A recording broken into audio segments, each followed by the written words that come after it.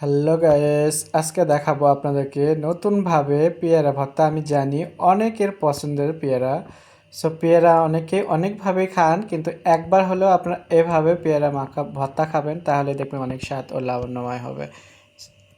ভিডিওটা পুরো দেখার জন্য সাথেই থাকুন। দেখাবো আপনাদেরকে খুব মজাদার পেয়ারা ভর্তা। পেয়ারা ভর্তা বানানোর জন্য আমি পেয়ারাটা নিচ্ছি। এখন আমি এটা সুন্দরভাবে একটু কেটে নেব। পেয়ারাটা দেখতে পাচ্ছেন খুব ভালোভাবে আমি কেটে নিচ্ছি। এখন চলে যাচ্ছে পেয়ারা মাখানোর জন্য। জানি না এটার নাম কি বলে, তো আমার মনে নাই। আমি এটার মধ্যে দুটা শুকনো মরিচ দিয়ে দিচ্ছি, দিয়ে সুন্দরভাবে এটাকে এখন আমি এটা দিয়ে গুঁড়ো করে নেব। শুকনো মরিচটা আমি গুঁড়ো করে নিচ্ছি, আর এখন আমি দিয়ে দিচ্ছি এখানে পেয়ারা। পেয়ারাটাও আমি কিন্তু এটা দিয়ে এরকম করে যাতা দেব। সুন্দরভাবে কিন্তু ভেঙে যাচ্ছে, দেখতে পাচ্ছেন। আমি বাকিগুলো দিয়ে দিচ্ছি, দিয়ে আবারও আমি এটা দিয়ে।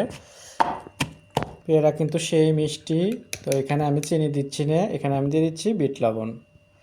সামান্য দিয়ে দেবো একটু সর্ষের তেল। বেশি হয়ে গেল, আপনারা চাইলে আর একটু কম দিতে পারেন সর্ষের তেল। দিয়ে আমি এটা দিয়ে আবারও যাতা দিচ্ছি। তো আমি একটু ধনেপাতা দিয়ে দিচ্ছি। এখানে শুকিয়ে যাচ্ছিল, ধনেপাতাটা কাটা ছিল আমার দু প্রকার। এটাকেও আমি এর সাথে মিশিয়ে দিচ্ছি। হয়ে গেল আমার পেয়ারা ভর্তা। এখন আমি পরিবেশন করে দেখাবো আপনাদেরকে।